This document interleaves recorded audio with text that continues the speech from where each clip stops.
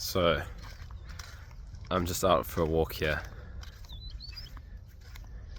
It's really beautiful. Flowers are out, sun's out, blue skies, lovely morning. So what I want to talk about today is the idea is sharing a technique, let's call it a brain retraining technique, to rewire your subconscious, the way your brain perceives the world, in order to really shift your circumstances, right? So whether that's health, finances, relationship, you just feel like you're in a shitty circumstance, or maybe you got a more positive outlook but you still find yourself struggling. What I want to talk about is something that I've used before. It was very helpful in my life, and then kind of forgot about it, or just get caught up in daily living, and then kind of got sucked up into the stress of daily life. And recently I joined a workshop by this guy by the name of Sean Clayton, a wonderful human being. On Instagram, his Instagram is like abundance 10,000 or 1,000, and he's really just trying to help people shift more into a life of abundance. And now, don't get put off by spiritual new age terminology. Oh wow, the flowers here, look at that, that's stunning. So beautiful. Don't get put off by new age spiritual terminology, because it reminded me of how I recovered from chronic illness, and it was very similar to the brain retraining techniques that I used. So it was a wonderful reminder, and I've started applying it in my life again. And the foundation of this comes from shifting into a perspective of gratitude. Okay? So maybe you struggle with gratitude, and I can understand that. Maybe you're in difficult situations regarding your health, your finances, your career, who knows what. And you're like, why would I be grateful for what I'm going through? And that's understandable, right? But here's the trick. It honestly doesn't matter what your circumstances are or what you're going through. That's the beautiful thing about applying this, is it's really about retraining your beliefs around when you can be grateful, right? We have these kind of subconscious beliefs that I can only be grateful in certain circumstances, but that's just not true. So let's break this down, right? More practically, how would you go about this? And the key is really accepting your current life circumstances as they are, right? So acknowledge the space that you find yourself in, and you can even start by sorry, I'm still a bit sick. Just looking for a pathway here. There used to be one, but maybe it's all overgrown now. You can start by acknowledging what you're not grateful for. I think that's a good way to start. So what would you find the most challenging to be grateful for? So let me give a practical example, right? I woke up this morning and I'm still sick with the flu or COVID or some kind of viral infection that's been bothering me. It's been pretty intense for the last couple of weeks. Not a couple of weeks, like weekish. Here we go, here's my path. Oh, there's a tortoise. Wait, let me show you the tortoise, guys. Hello, mate. Sorry, Mr. Tortoise. So I woke up this morning, right, and then I started to see those thoughts running through the mind. It was like, maybe do I feel a bit better this morning? And then as I woke up more, I could feel still lots of symptoms from the infection or whatever. And And then I was like, let's practice gratitude, right?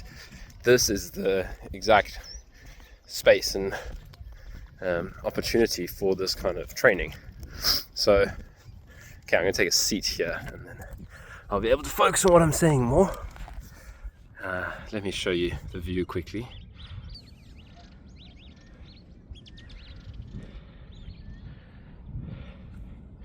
Lovely little spot here in Langabon.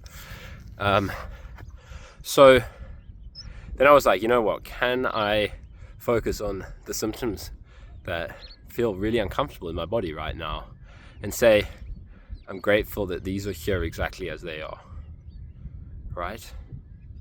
And I just experimented with that, because this was how I'd recovered from my chronic illness years ago. I'd really learned to create this love and gratitude for my symptoms as they were. And I'd practiced this. I'd journaled on it. I'd recorded audio journaling for myself where I would run through this. I would speak to myself for like half an hour and I would just start to cultivate this gratitude. So, you know, maybe your first response is, that's crazy, right? Why would I, or this applies to chronic pain as well, you know, pain. You wake up every day and you've got this pain. Why would I be grateful for this pain? And this is the cool thing, right? You don't actually really need to have a reason. This is not about the rational, logical mind, right? That, okay, let me understand why I would be grateful for this, blah, blah, blah, blah, blah. Once you start to practice this, you are just activating your part of your mind that would be activated by things that actually you would be grateful for, right? So it can feel a bit strange at first, but it is something that actually, like anything else, the more you do it, the more you practice it, you do actually start to get better at it. So let me explain how this works, right? Let's go through my situation, right? So this morning I was like, okay, I'm grateful for these symptoms exactly as they are. And then the mind's like, why would I be grateful for being sick? And then it's like, that's just a thought, it doesn't matter. But let's just practice this. I'm grateful, right? I'm grateful. And then it becomes kind of funny. It's like, oh, cool, I can be grateful. You don't need a reason. What you could also do though, right, because maybe you're new to this and you find this challenging, what you could also do is this is what I did initially when I was practicing this like 2 years ago, and I was really stuck with my illness. I took the perspective of something that's never experienced anything before, right? So I was like, let me take the universe's perspective, right? Before there's life, why the fuck is anything at all, right? Why is any experience at all happening? And then I was like, if I had been nothing for a billion years and I was given this opportunity to come and experience the trials and tribulations of human life and suffering and struggle, would I want to experience the fullness of that, or would I want to stay in this eternal nothingness where there's no experience? And honestly, maybe this sounds weird for some people, but I'm just sharing my approach. And that was a great foundation for me to learn how to be grateful for the entirety of my difficult experiences, because I would be like, yes, I do want to experience the fullness of a human life. I do want to experience all of it. I want to experience having my heart shattered into a million pieces. I want to experience grief that's so intense. I want to experience pain. I want to experience joy. I want to experience bliss. I want to experience love. And realizing that it's all interwoven, right? If you want the joy and the bliss, you have to see that it's not found outside of the struggle and the suffering.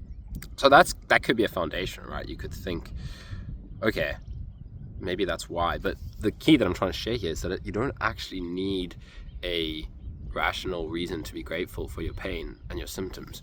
You can honestly start by just practicing this, just journaling it, right? I'm grateful that I have my symptoms. I'm grateful that I'm feeling the way I am. And then maybe you notice the parts of your mind that are resisting this, right? That they're like, this is fucking stupid. I'm not grateful. And that's valid as well, right? It's not about going into opposition with your mind. So this can take a bit of practice, but it's worth experimenting with, right? As I said, I've been going through a tough patch recently, and then I did this workshop with Sean Clayton, which I really loved. I was grateful that he shared all of this wonderful content for free with people, and it was a real reminder for myself. I was like, yep, I know that shit works. And then I was like, but you actually need to commit to applying these principles, you know? So then I started to do this again with all of my things that would trigger me as well, you know? So like being at home, living with my parents for a little bit, I can see there's resistances that come up, like, yeah, I don't like your perspective on this, and you know, just kind of the triggers of other humans. And then I noticed that, and I was like, okay, but what if I'm just grateful that they're behaving the way they are? And again, I wasn't trying to put a positive spin on it, like I'm grateful that they're doing this, so that I'm just grateful that experience is unfolding as it is. And it's a funny thing, because the more you practice this, you really realize you don't need a reason. And this is what I would say brain retraining is. It's just shifting the pathways and the perspective on things. And really, it gets stronger, right? This is the whole thing about all these neuroplasticity courses that people talk about, and Joe Dispenza style stuff, and you know, manifestation and all these things. It is a pathway in your brain that you are consistently training, right? And it doesn't have to be fake toxic positivity, right? You don't have to walk around saying to people like, you know, I love my life so much and I'm so grateful for this. But you might start to realize that your overall perspective on life just shifts.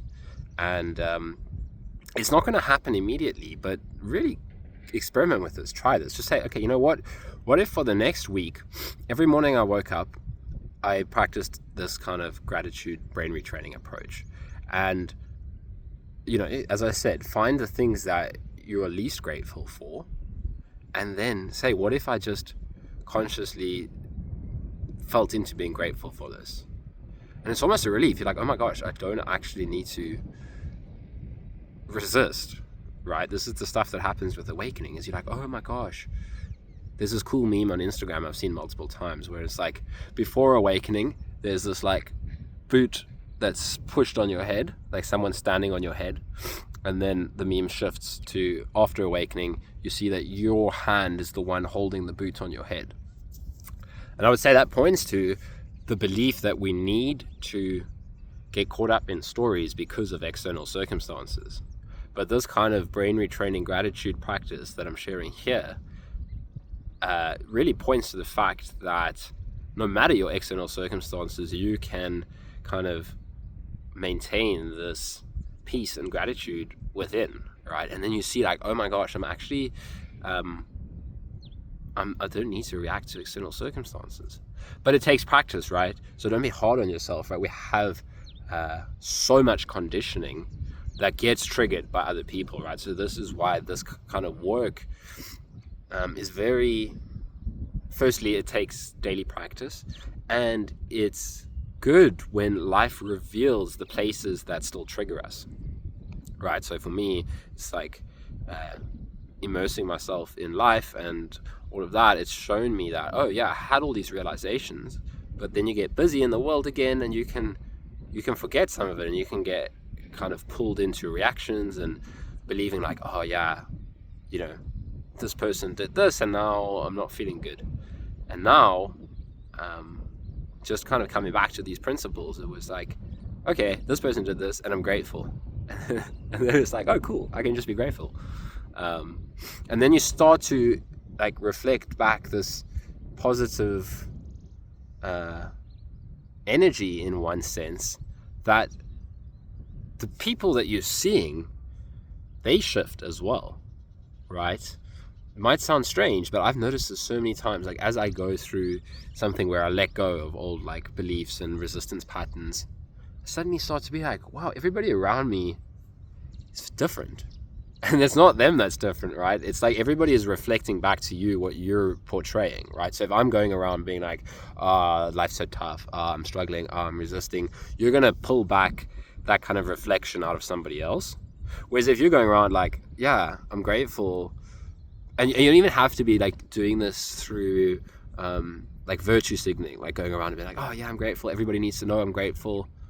No, you can just have it as your inner perspective, and people can sense that when you're unfazed by things. Maybe they'll start to kind of get a taste of that, and people enjoy being around you more. And maybe it brings out, like for some people it will trigger them. That could happen. It's definitely not that everybody suddenly loves you. That's not what it's all about. It's quite the opposite. It's more like you're comfortable being you, and you're grateful for whatever other people's reactions are, regardless of whether it's supposedly positive or negative. And some people might not like it. That's very possible.